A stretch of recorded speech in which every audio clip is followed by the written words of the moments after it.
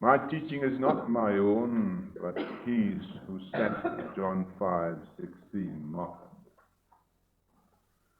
The present is the only time there is. I've often spoken to you about this, but I know that the great significance of this truth has not fully dawned upon you. Starting from the beginning, all know that there is but one, God, and there is none other beside him. There is no other being, no other force. There is but one being, and this being is our being. There cannot be anything else.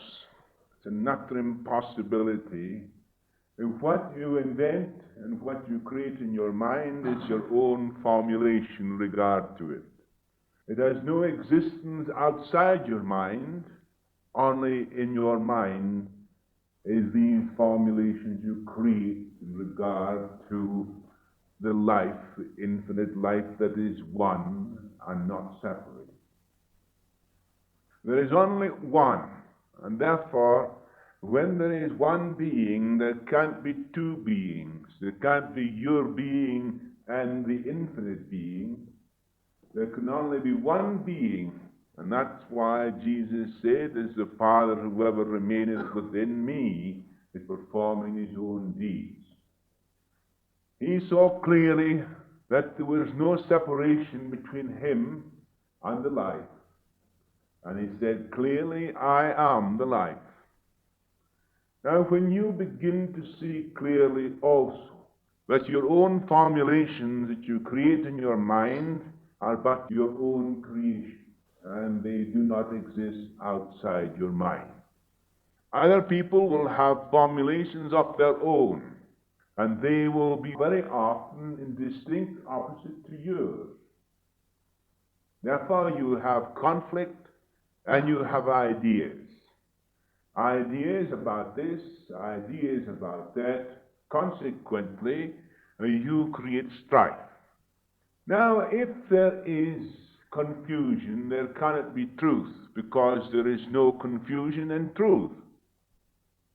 But when you rid your mind of the confusion you have created in it, then there is truth. Truth is. It does not have to be. You do not have to formulate it. It is a natural living presence, and it only exists in the present. It is always present.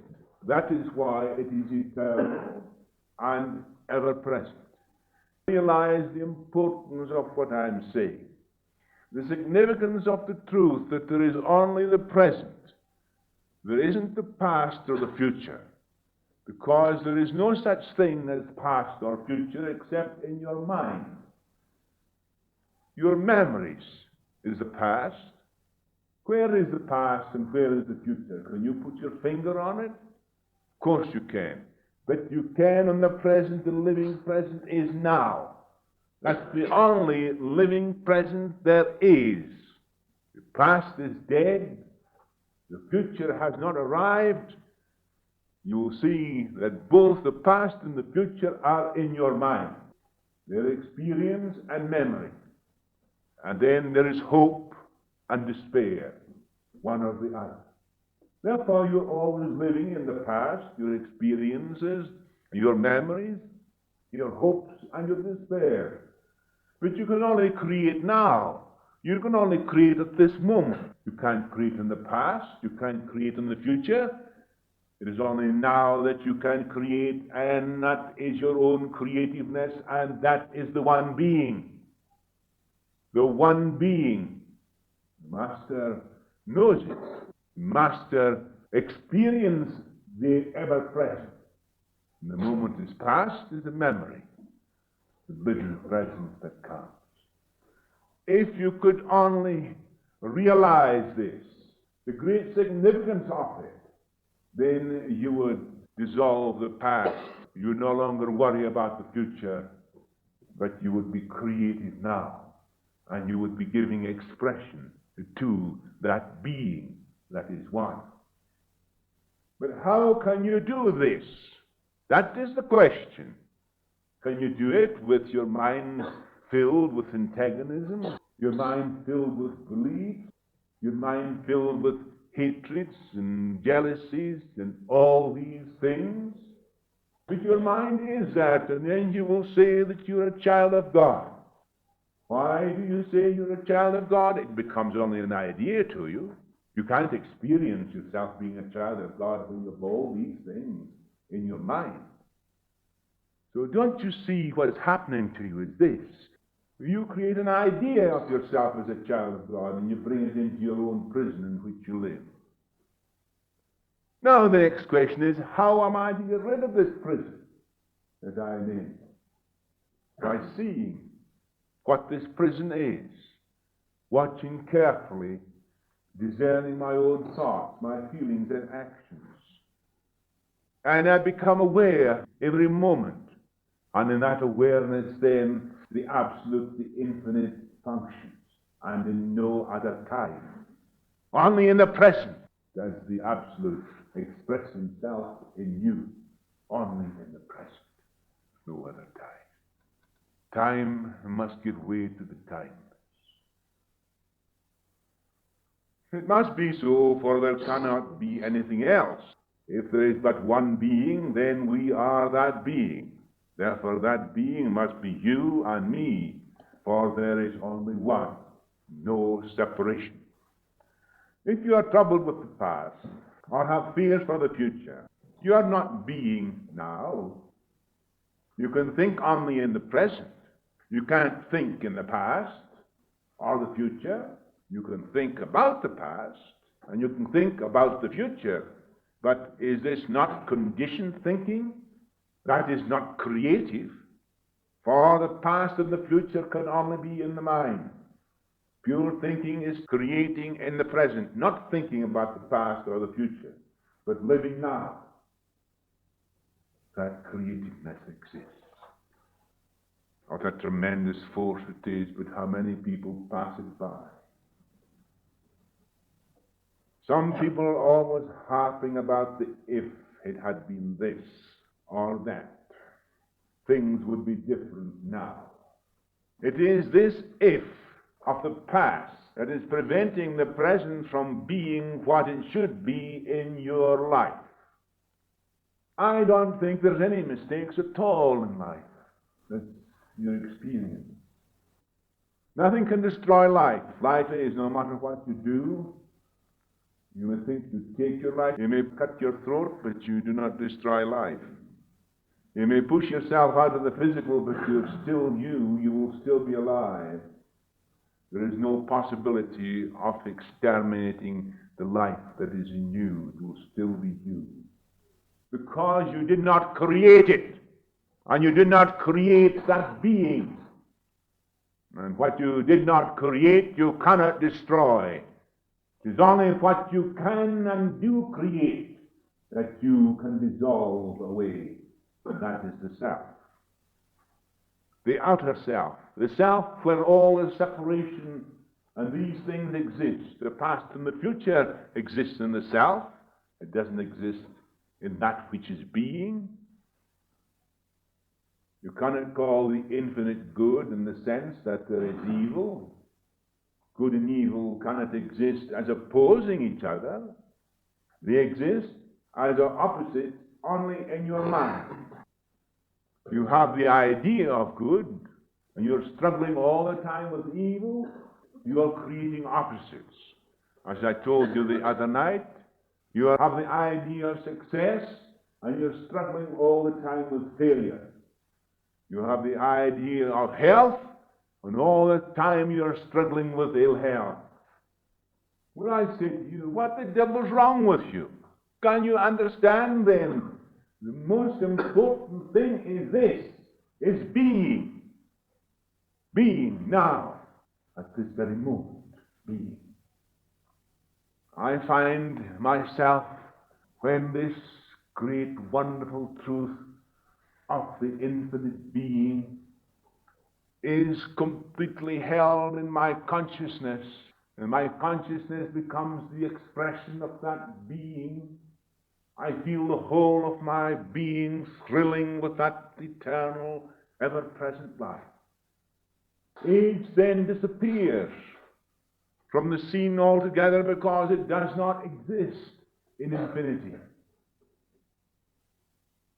I saw a lady today, came in to see me today, and she said, "Why, doctor, you're no older than I saw you 18 years ago. You're just the same as you were 18 years ago." I said, "I hope I am. Perhaps I'm a little bit better." But I'm the same person, I'm the same you, the same being, and I'll always be that same being because I never created that being. But what is it holds that being in check?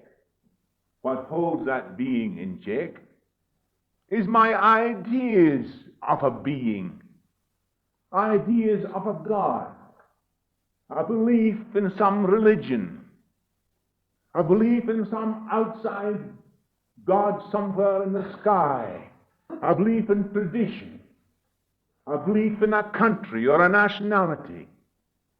That's what hinders that which is eternal and ever-present, one wholeness expressing itself. There is no such thing as a negative power which is not of the all one originating power.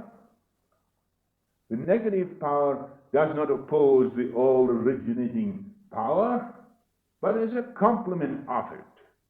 Just as the North Pole and the South Pole are interrelated to one another to create attraction. The one force creates them both. The one force is operating in them both. It is the same in the atom. The electron is the product of the proton. The electron is not a separate force from the proton. It's a complementary force. It is the proton itself in activity. It's the one force that is creating both forces. The force that is ever expanding and the force that is ever contracting is one force. That which creates the balance in nature. Similarly, life is a higher form of action. All energy is the same mode of manifestation of the one. That's why the prophet said, the Creator and His creation are one. So all energy is the same mode of manifestation of the one. It is always making something, and in so doing, it may unmake something else.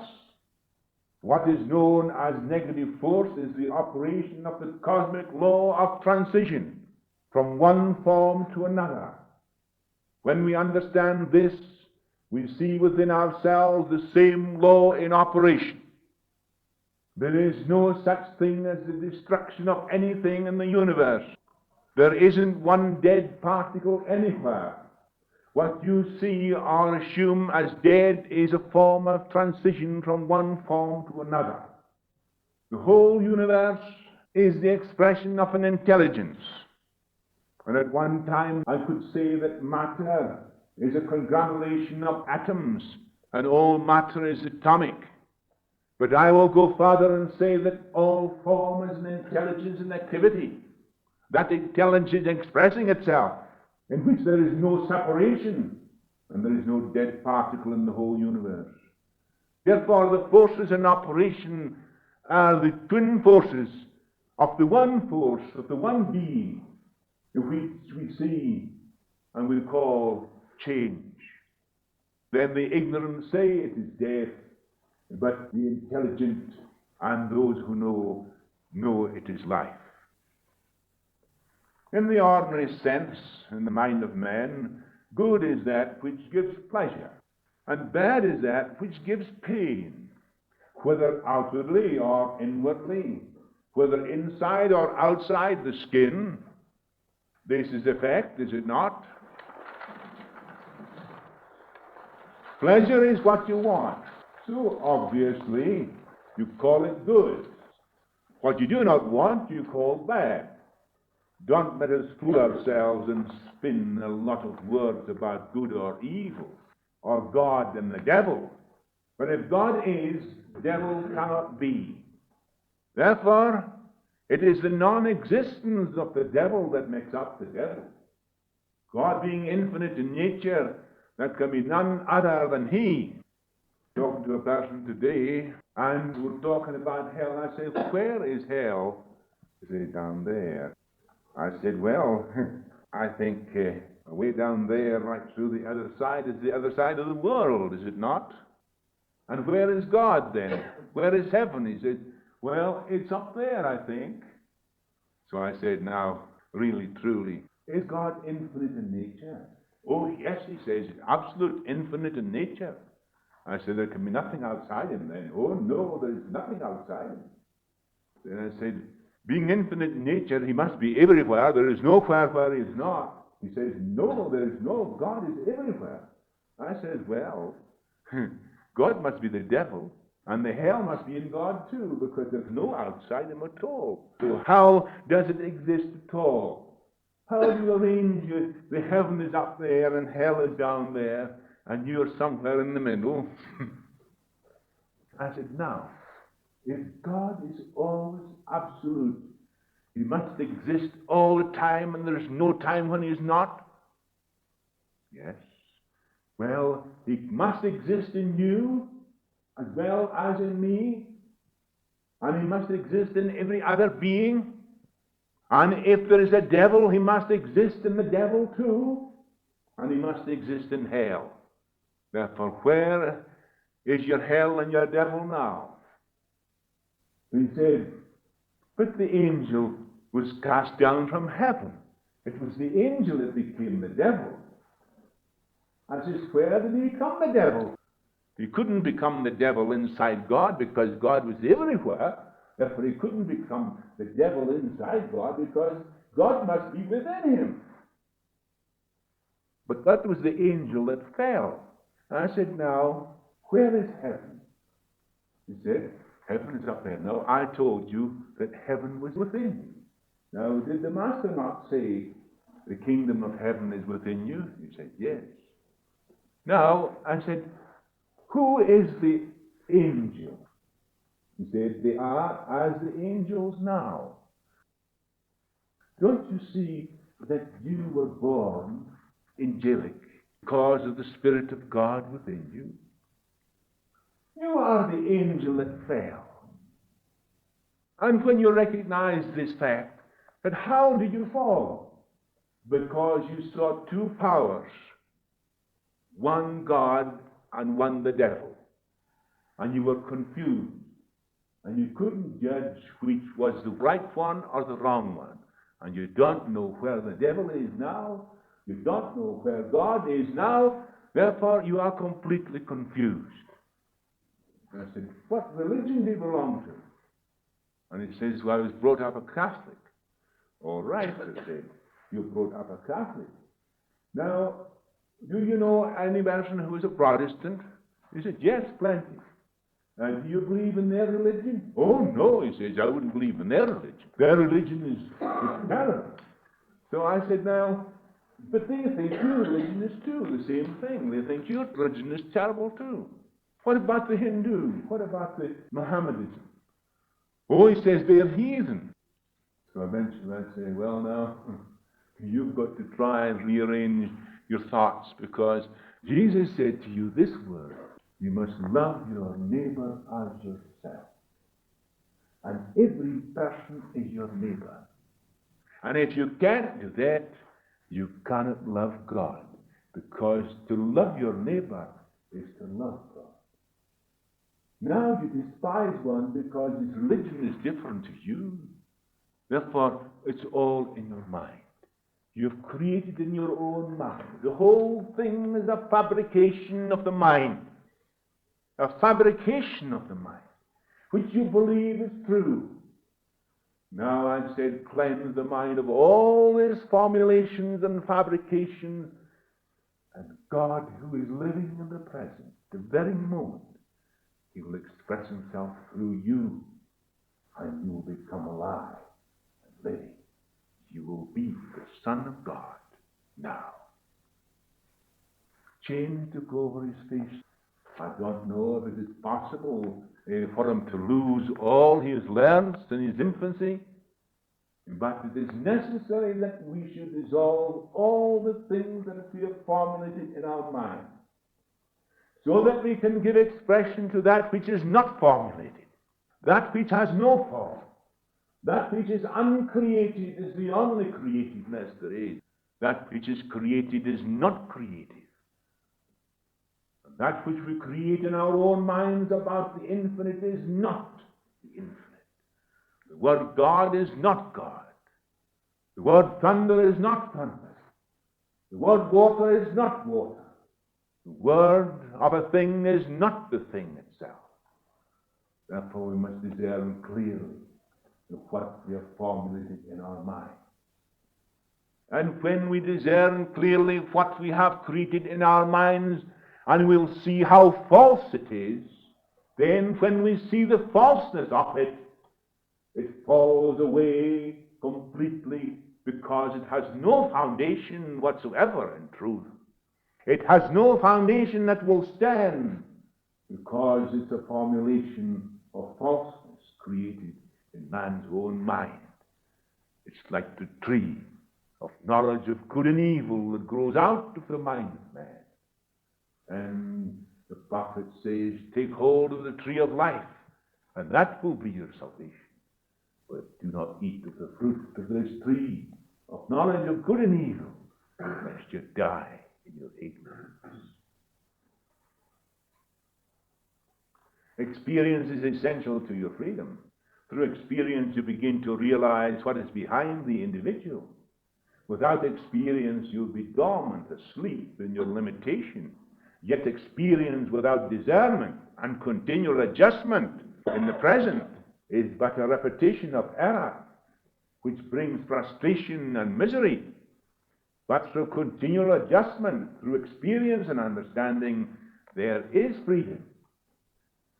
We say we do not want war, but we encourage all that breeds war. Being conditioned, we create a society after our own likeness. And having created such a society, it turns and exploits us. So it is again the vicious circle. There can only be a sane society when we ourselves are sane. And this goes for all governments, councils, national and international. You may laugh, but we are all insane. For we are not clear-thinking human beings. And if we are not clear-thinking human beings, we are insane. And that is what insanity is it not? But I have known people who have been quite sane and expressed some different expression or ideas of infinity. And they were counted to be insane. Why, Galileo said that the earth was round. And they said that he was insane. And they put him behind bars in case he would do some damage to the world. And of course, a little later on, the thing has changed. And we all know that the world is round. But who put him there? Was it not the fathers of the church that put him there? They said the earth was flat and it couldn't be anything else but flat, because they said it was flat. So if you said it was round, you were insane. So it is the same all the time. We see that going on. The man who took his iron boat down to the river to push it onto the water to make it sail, the people said he was insane, and they looked upon him as a lunatic. But he still went on, and they laughed and so forth at him taking his iron ship down to the sea and putting it on it. But when they saw it floating on the water, they couldn't believe it.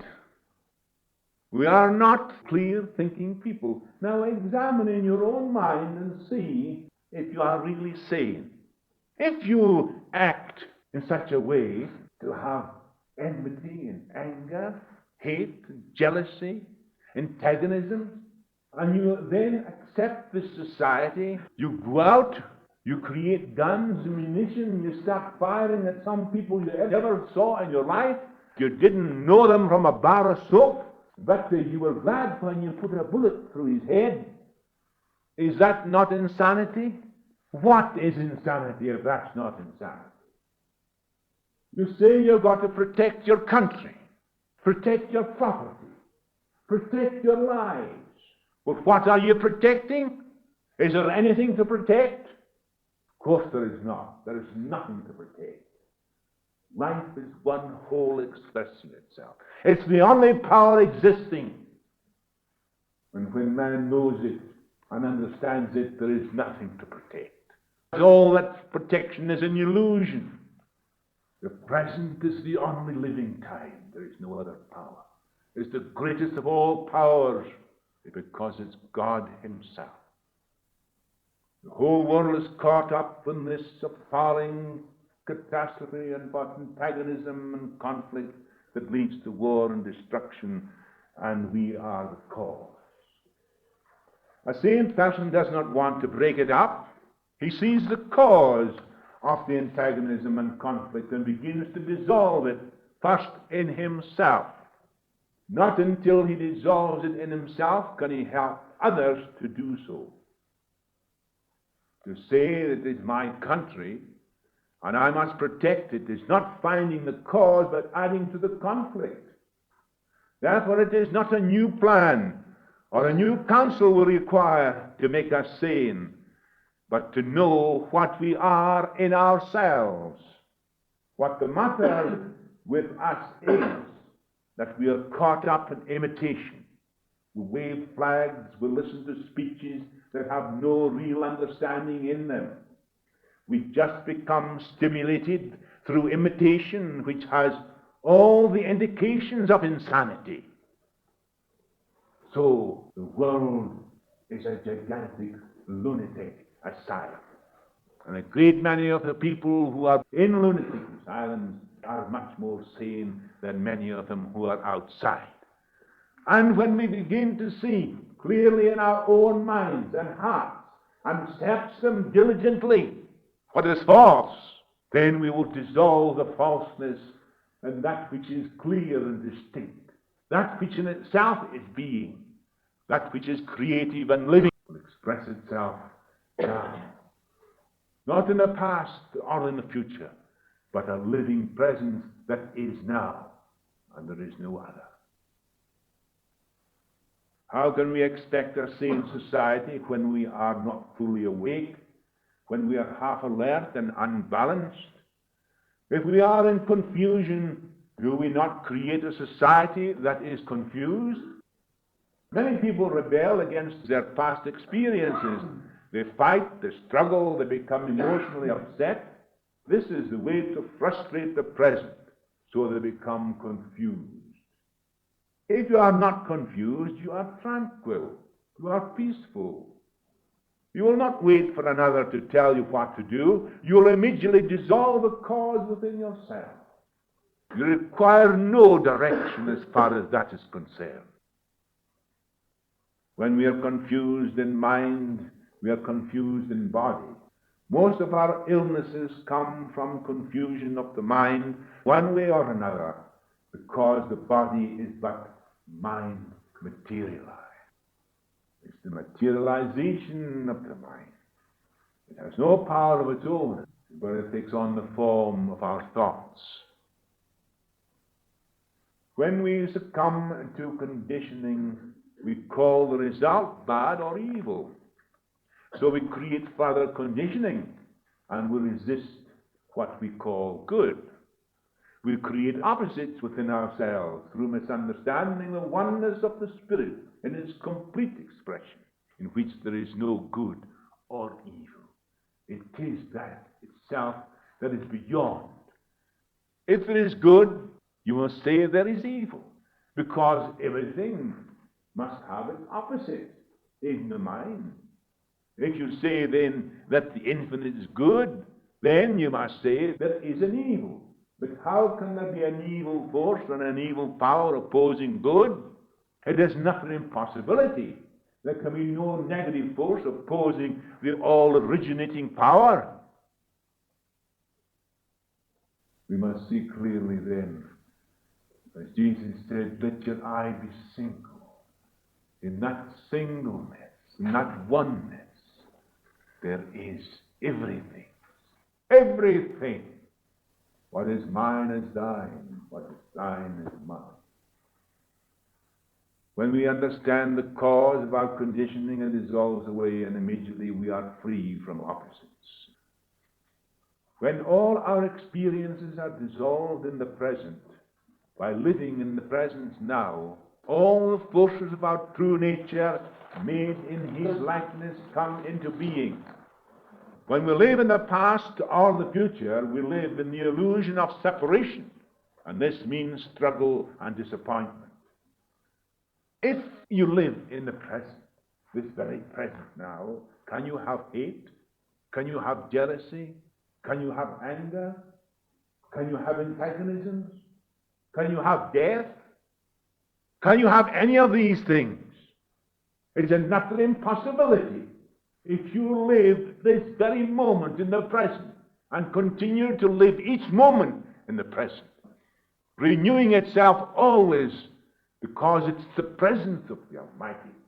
Then there is no death. There is no antagonism. There is no hate. There is no jealousies. There is nothing of these things.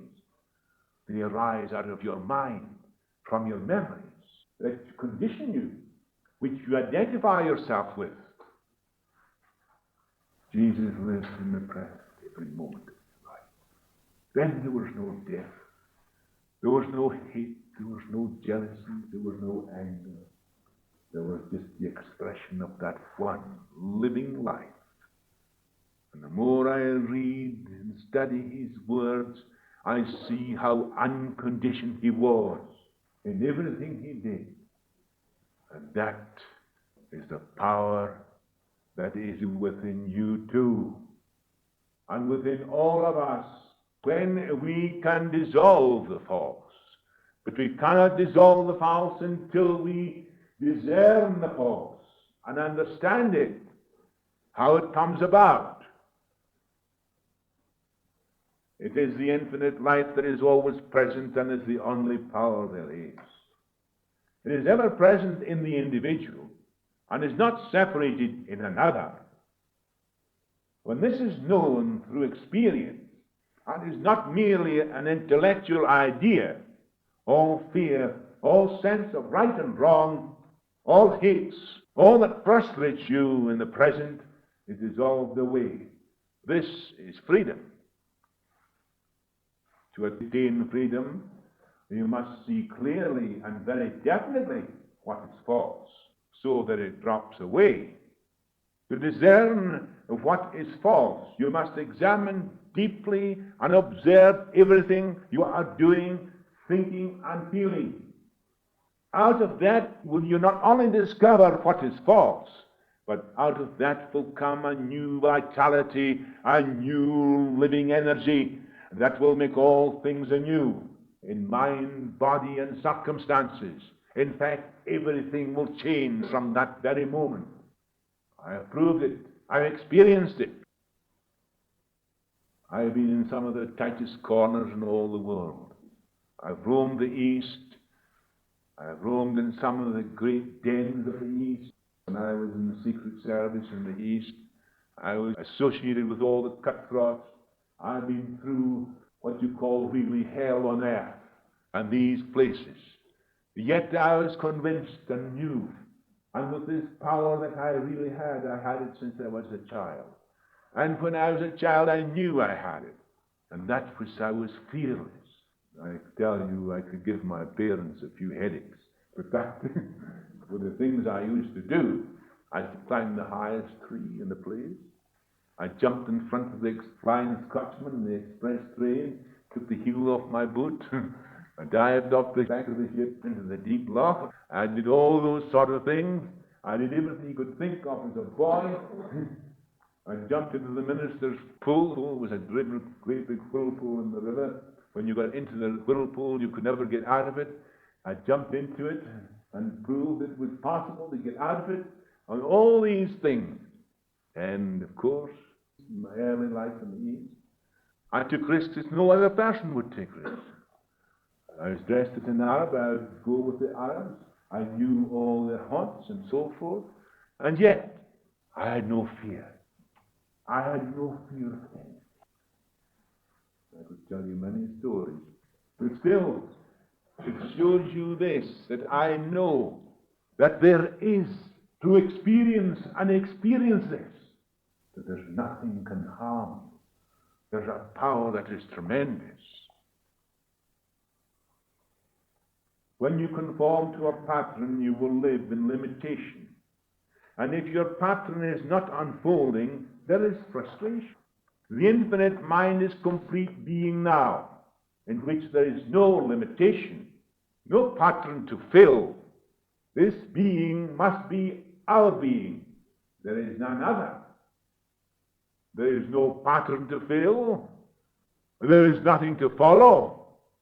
That which is now. It's an expression of itself. You don't create it. It's a living expression of itself now at this very moment. And in you it is moment to moment, renewing itself eternally. The moment that's past is a memory. That moment now is an experience that's past. But here is the living expression of the Almighty God. There is no other power. Oh, this truth is tremendous. But I know that you have not grasped the great significance of it. To many of you, you feel it's intellectual. You grasp it in your mind. But it must reach the deepest layer of your own consciousness and there feel it. In that you shall experience it. You do not experience it while it is an intellectual thing in your mind. It is only an intellectual thing. It's reasonable. It's good. It can be true. That's what you say in your intellect. But I do not want to speak to you and only retain that what I say in your intellect. I want you, while I'm speaking to you, to feel deeply in your very inner consciousness the truth of it. And then you have action. What is in your mind is reaction. What is deeply in your deeper consciousness is action, activity. And it's action that brings transformation and not reaction. In reality, there is no finite being, as most people think.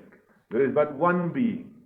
We wear down our individual existence in the consciousness through discernment of the false, and that which in the mind separates us from infinity. In this understanding only lies the purpose of our individual existence. The small I loses itself in the great I am, and I become I am that I am. The drop becomes the ocean. No separation, no division, no distinction. In your present personal state, this may seem afar off. But in reality, it's an actual fact now, at this very moment. In your mind, because of your conditioning, it may be afar off. But the living presence is now. Doesn't have to be. That is why the present is so important and not the past or the future. All great things that have ever been done by man were done when only the present existed, with nothing to interrupt the infinite having full expression through the individual. That is in no way separated from the whole. Your whole being is life's expression. You do not identify yourself with infinite life, you are infinite life. When you begin to say, I identify myself with infinite life, you're putting infinite life outside you. You're putting away, you're making it relative. And even when we're talking about it, it becomes a relative thing, because we are thinking about it outside ourselves as something separate and distinct from us. But my words are only as a means to bring the realization of your oneness with it, not to create an idea that makes a separate thing of it, but a living presence that is that which is alive. Good God, I am alive. I'm the livingness of that eternal being. Can it be anything else? I am the livingness of the eternal being. Then it is when all else has faded away, dissolved into nothingness. The story I told you about the saint. The saint on earth, he was all the time searching for God. When he left his body, he was still searching for God. And he learned all things that could be known. He learned everything was possible to cram his mind with everything he could know. And he reached a great shining light. And it says, what is it thou should knowest now? And he says, I want to know God. Then said the shining light, know nothing, and you shall know God. Then when all that was dissolved away, the knowledge and everything that he had acquired in his whole mind, there the intelligence that built the universe, that was behind all creation, expressed itself through him, and all was him. He became the wholeness of everything, not separated in any way, but the mighty intelligence itself. I am that I am. I have experienced that. In the Himalayas, I remember, in this deep state of discernment, when there was nothing left in the mind, but a tranquil peace, a peace that couldn't be moved by anything, then I experienced the oneness of the universe. So tremendous was that experience that I could not recapture it even if I tried to. It's impossible. Therefore, often we try to recapture these moments, but that is hindering the expression of the ever-present, because you can never recapture a moment of the ever-present. That which moment is past is memory. You try to recapture that which is living, but you are alive and living. And if you live for moment to moment, you will experience this. I'm not going to say you'll experience it all at once, but you will experience it if you really obtain that full state of mind. Where there is no confusion, no opposites, and no formulations of your own to hinder the expression of that which is. I am the living God. When you have seen me, you have seen the Father. What a truth. My life is not, my teaching is not mine, but him who sent. These is what Jesus was. I know what they mean to me. I know they're the same. Your whole being is life's expression. You do not identify yourself with infinite life, for you are infinite life. To identify yourself with infinite life, you put life apart from you. It only becomes an idea, which is not reality. The Creator and his creation are one. You cannot separate apart from the whole. Separation exists in the individual consciousness that is not aware. There is only the presence of the omnipresence in spontaneous activity. It is that spontaneous activity that is the expression of the Almighty. The wall of separation has worn away through discernment of your own formulations. When this is complete, there is no longer any craving for spiritual or for material, for the scar of individuality in the consciousness has ceased to be.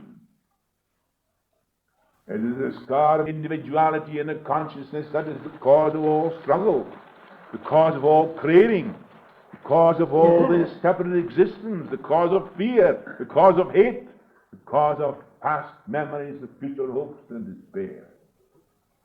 There can be no perfect action where there is a sense of separation. It is the same mind working through the individual, the same mind that shaped the universe before it came into being. There is no difference in kind or quality. For it's the same, and there can be no other, because there is one only. With this understanding, our thoughts will become the product of that which was in the beginning, and will take form and shape as did the universe. For it is the Father, whoever remains within me, is performing his own deeds. Truly, truly, I tell you, he who listens to my word and believes him who sent me has eternal life. He will incur no sentence of judgment. He is already passed from death across to life. That is the words of a true master.